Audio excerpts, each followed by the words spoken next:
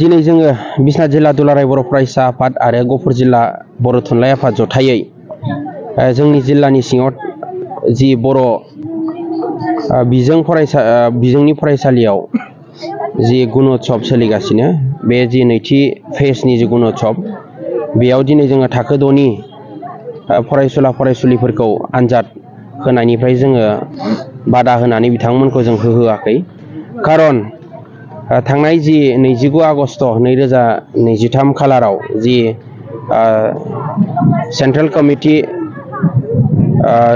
बर' साहित्य सभा आरो दुलाराय बर' फरायसा आफाद जथायै जि आसामनि गिबि मन्थ्रि मानगोनां डक्टर हेमन्त बिश्व शर्मानि चेयारमेनशिप लानायाव जि मोनसे सावरायलायनायनि गेजेरजों जि बर' बिजोंनि जि थाखो 6आव जि सानखान्थि आरो बिगियान बे मोननै आयदाखौ जि इंराजि खालामनायमोन बेखौ सावरायलायनायनि गेजेरजों बेखौ 2023 मायथाइनिफ्राय जि बर' आरो इंराजि बे मोननै बाइलेंगुवेलाव खालामनायनि जि मोनसे खोथाखौ आसामनि गिबि मन्थ्रि मानगोनां डक्टर हेमन्त बिश्व शर्माया होदोंमोन। नाथाय दिनै दुखुनांथाव जि दिनै नैथि जि फेज बेनि जि गुणोत्सव बियो जोंनि जिल्ला बिश्वनाथ जिल्लानि सिङाव दिनैनिफ्राय बियो जागायबाय। दा दिनै जों फैनानै नुफैबाय जे थाखो 6नि जि सानखान्थि आरो बिगियान बे मोननै आयदानि सोंथिया जि इंराजियाव फैनाय बेखौ जोङो नुनानै जोबोद दुखु मोनदों।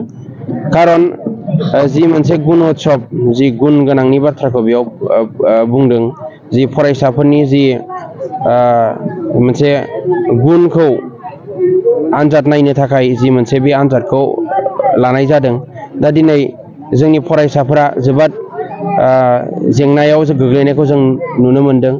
जिहेतु इंराजि फरायनायाव जोंनि फरायसाफ्रा गोबां बिदिनो बुजियै माखासे बेबायदि थासारियाव थानायखौ जों नुदों। बेनिखायनो जोंनि फरायसुला फरायसुलिफोरखौ जोङो बे आनजादखौ होनायनिफ्राय जोङो बादा होदों। जोङो खावलायगोन जे उननि समाव आसाम सरकारा जाहाथे बे थाखो 6नि जि गुणोत्सव बेखौ आरोबाव जोंनि बर' बिजोङावनो जाहाथे सोंथिखौ सेबखांनानै जाहाथे बेखौ आरोबाव लाफिनो बेखौ जों खावलायगोन। आरो बेखौ जोंनि जिल्लायावल' नङा सारा आसाम नाङैनो जि दुलाराय बर' फरायसा आफाद आरो बर' थुनलाइ आफाद जथायै मोनसे डिसिसन लानायनि गेजेरजों सारा आसाम नाङैनो बे आनजादखौ थाखो 6नि जि फरायसाफोरनि जि आनजाद बेखौ सारा आसामावनो होहोनाय जायाखै। बेनिखायनो जोंबो बिश्वनाथ जिल्ला दुलाराय बर' फरायसा आफाद आरो बर' थुनलाइ आफाद जथायै बे आनजादखौ जोङो जोंनि फरायसाफोरखौ जों होआखै। क'क्राझार सहरनि साखाथि थिथागुरियाव थानाय मानास पाब्लिक स्कुला 2024-25 सोलोंथाइ बोसोरनि गोदान मुं थिसननाया सोलिगासिनो। थिथागुरियाव थानाय इंराजि बिजोंनि मानास पाब्लिक स्कुलाव दासान्दि नार्सारिनिफ्राय 8 थाखोसिम गोदानै मुं थिसननाया सोलिगासिनो। बे फरायसालियाव गुनगोनां सोलोंथाइ होनायजों लोगोसे फरायसाफोरनि थाखाय दं मोजां खाबुफोर। थाखो फोरोंथायनि अनगायैबो yoga classes, basic computer education, English speaking skill, maths and science projecting, highly experience faculty आरो स्मार्ट क्लासेसनि खाबुफोर दं।